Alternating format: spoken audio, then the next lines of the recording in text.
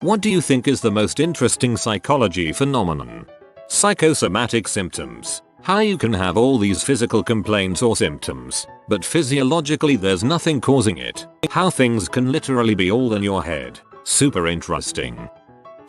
If you're talking to someone intently and you hand them something, more often than not they'll take it. Doesn't matter if it's a book, a pen or an orange. No idea what the phenomenon is called or if it's even psychological, but it's made for some great pranks.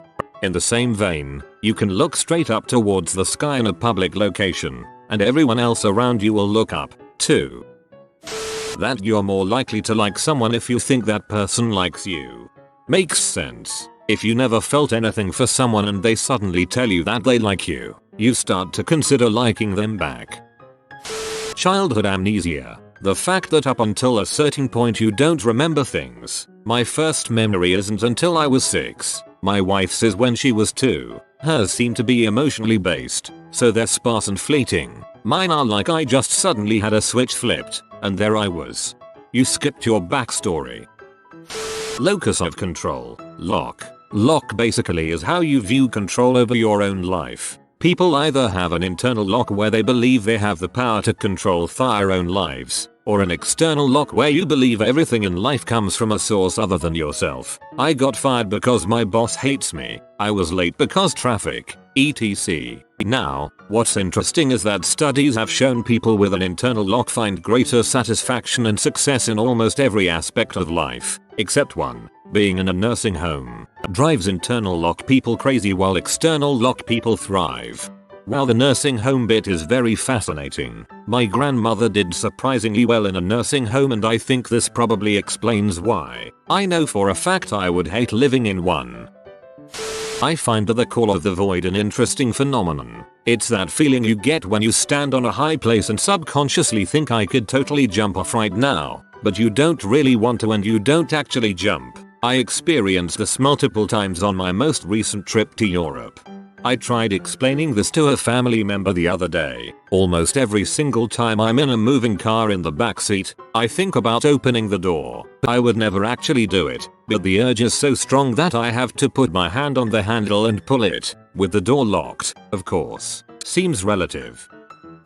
Cotard delusion, aka walking corpse syndrome, where the sufferer genuinely believes that they are dead, don't exist, or have no internal organs. Absolutely crazy. I can't imagine what it feels like walking around feeling actually, genuinely dead. I experienced this for a period of time after my dad passed away when I was younger. It was terrifying and traumatic. I felt as if I was hollow inside, with no organs or vessels, just empty muscle, and was a ghost that everyone else could see. Thankfully those delusions don't plague my life anymore, but it was so dark and awful. If you get yourself to be really happy and excited to see other people, they will react the same to you. It doesn't always happen the first time, but it will definitely happen next time. Time and again this has always worked fine for me. The placebo effect. The idea that belief in something can actually have a positive impact on the body just seems so crazy to me. Also helped me realize inversely why stress and anxiety can take such a toll on you.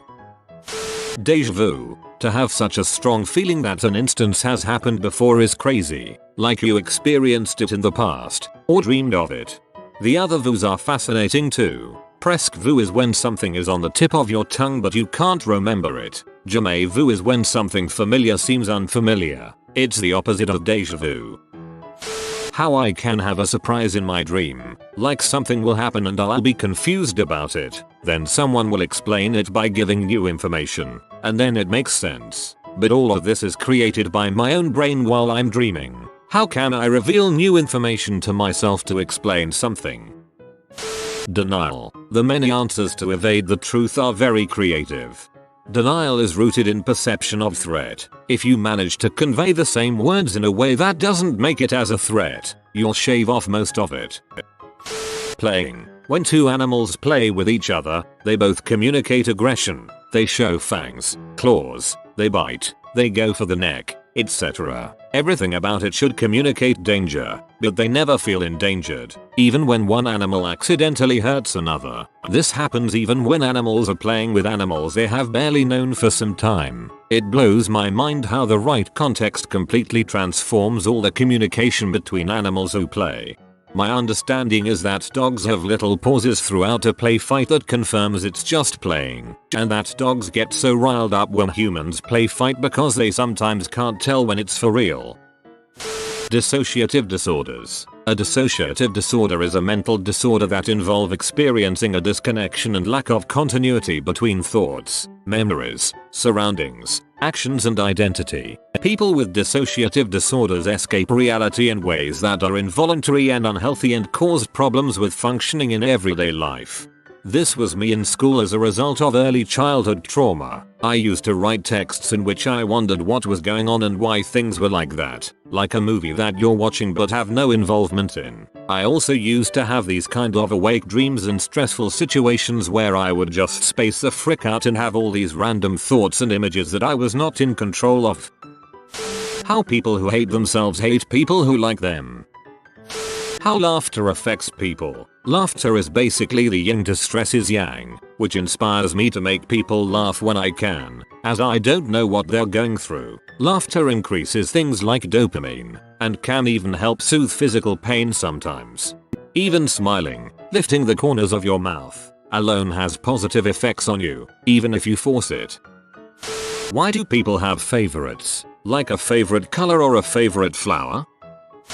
For me it is the unconscious mind and the fact that it accounts for the majority of our cognitive activity. I think it's interesting how we can simultaneously both know and not know things. It is also interesting, and perhaps even frightening, that we are not running the show to the extent that we think we are, at least not consciously.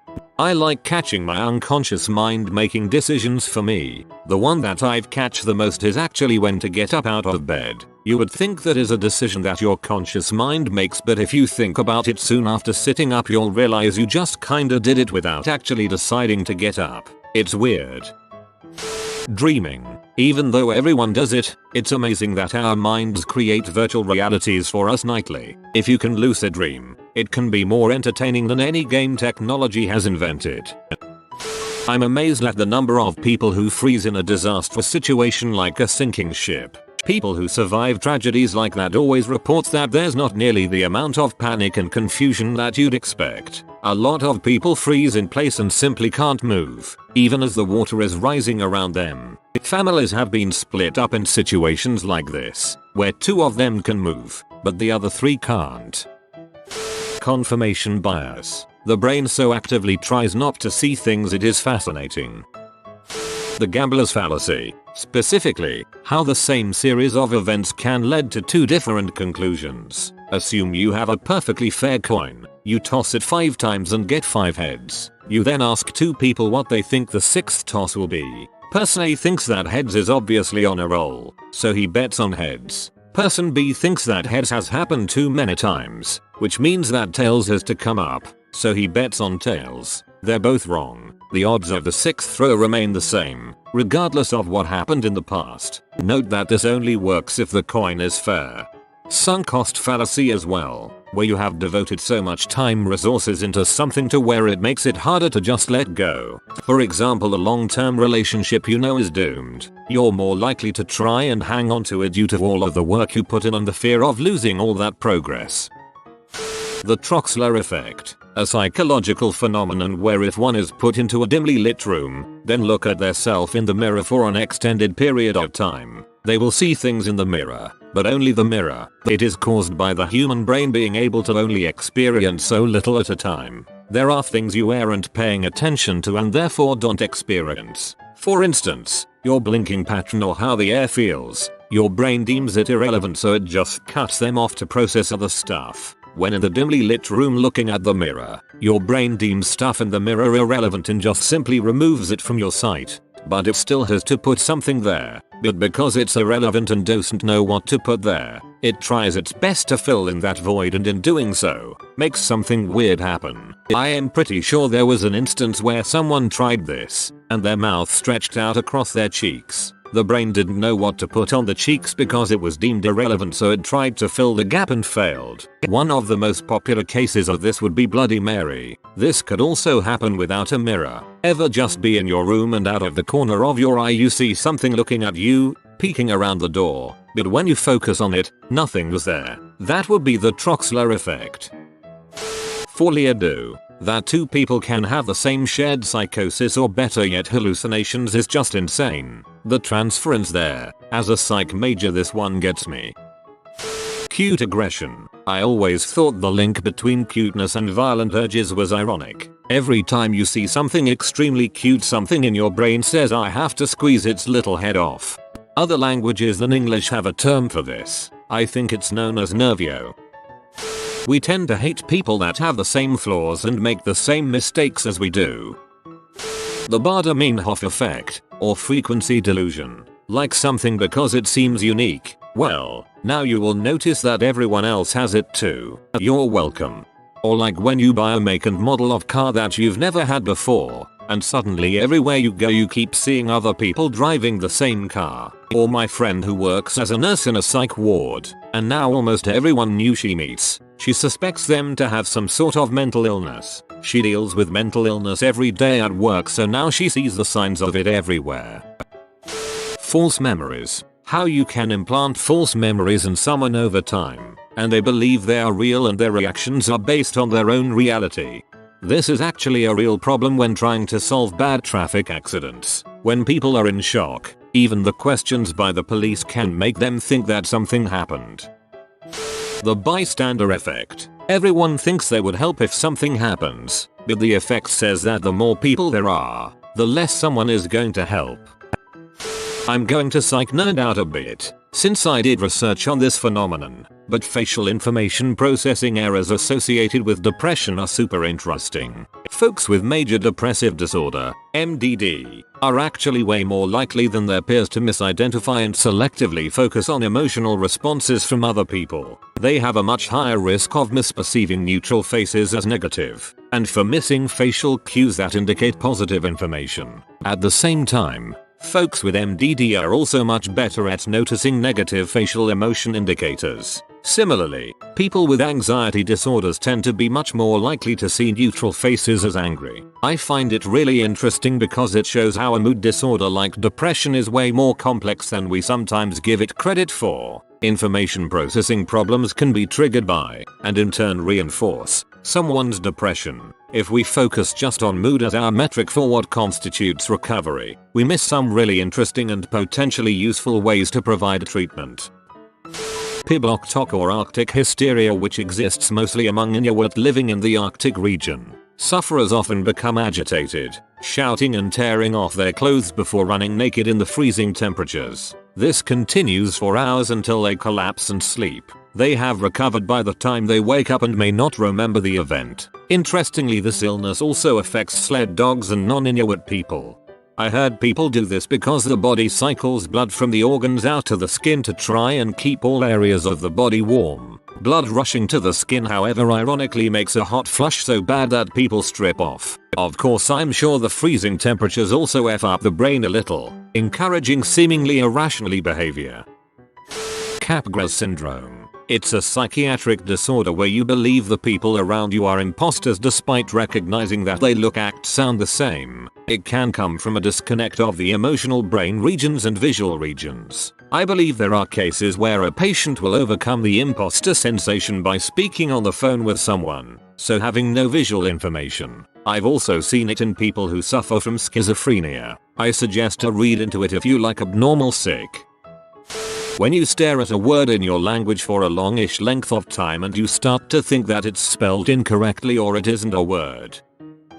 Phantom limb syndrome. The ability to feel sensations and even pain in a limb or limbs that no longer exist. Phantom limb syndrome is characterized by both non-painful and painful sensations. Non-painful sensations can be divided into the perception of movement and the perception of external sensations. Exteroception, including touch, temperature, pressure, vibration, and itch. Pain sensations range from burning and shooting pains to feelings of tingling pins and needles, while phantom limb syndrome occurs only in amputees. Phantom sensations may be perceived in people who have survived strokes but lost function of certain body parts, or who have spinal cord injury or peripheral nerve injury. Phantom limb syndrome was first described in 1552 by French surgeon Ambroise Paré, who operated on wounded soldiers and wrote about patients who complained of pain in amputated limbs. The same syndrome was later observed and noted by French scientist, mathematician, and philosopher René Descartes,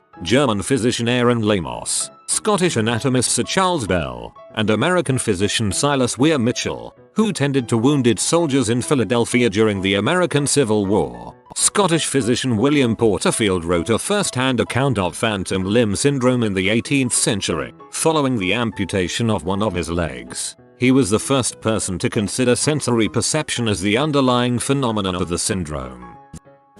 The effect of a person's environment, expectations and upbringing on schizophrenia, specifically schizophrenics that hear voices hallucinate. In a lot of societies, these voices are usually aggressive, dark, cruel, or they simply torture the one experiencing them, calling names and undermining them. In others, usually more spiritual societies, the voices are calm, benevolent and actively trying to help the listener. It is thought that this is the result from how those societies see the schizophrenic. In most, it's seen as a horrible mental disease, in popular culture and media even dangerous. This stigma gives the person involved a negative view of their mental condition, and causes them to internally demonize it, and exactly that creates the evil voices. They believe it is negative, so it becomes more negative. After all, the voices are a figment of their own imagination. In some cultures, schizophrenics aren't labeled that, but are seen as shamans or priests, or a gifted person with a strong spiritual connection. The voices are interpreted as guides,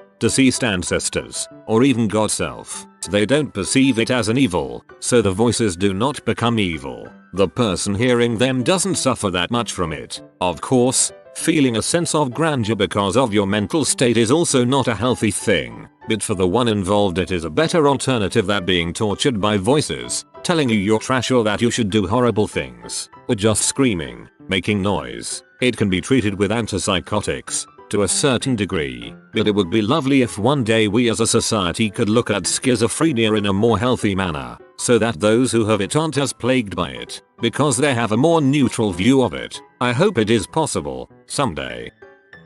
Synesthesia. This happens when you experience one sensory stimulus and it triggers another. For example, you hear a splash and think of the color blue. I get this quite vividly with tastes. If I see a plastic fork, I always taste ketchup for some reason.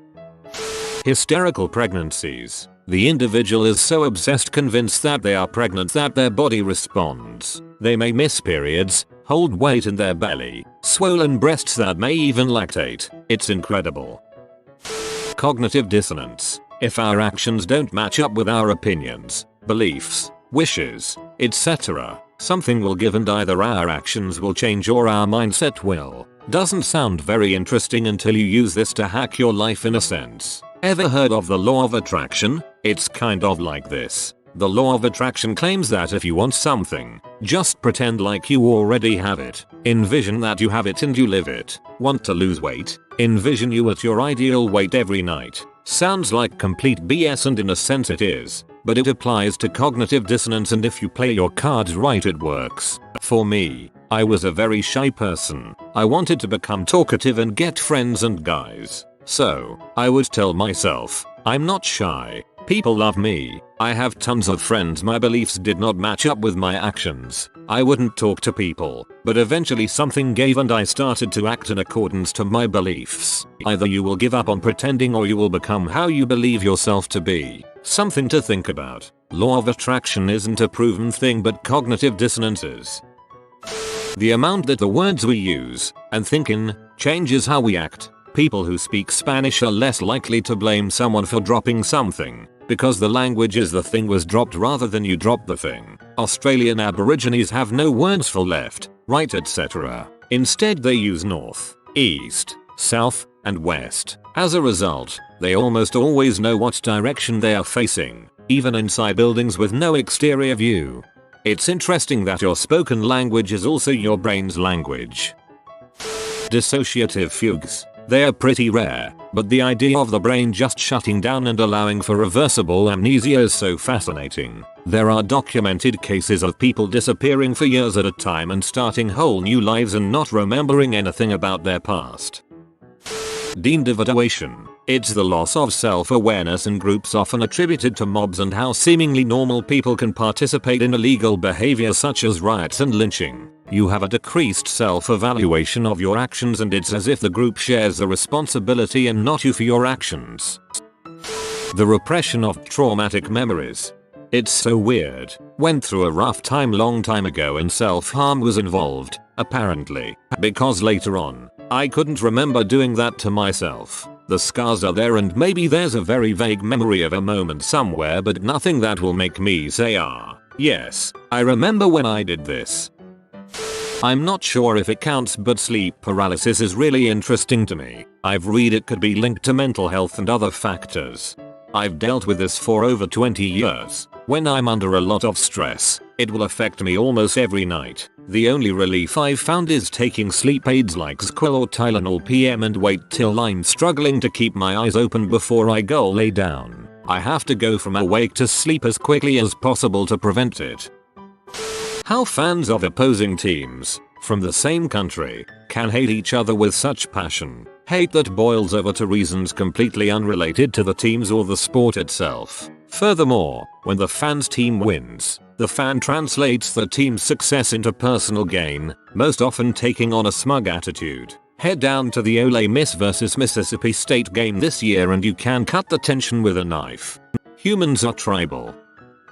The in-group out-group bias and social identity. I just find it fascinating how something as simple as assigning people into teams groups can turn them against each other lead to bias. I feel like you see examples of it all the time, especially on the internet where everything is anonymous. Vax versus anti-vax. Leave versus Remain. Trump versus Hillary. Millennials versus boomers. Breastfed versus formula fed. Research even shows that in-groups and out-groups can be created by the most arbitrary characteristics as well, like taste in music, films, art, etc.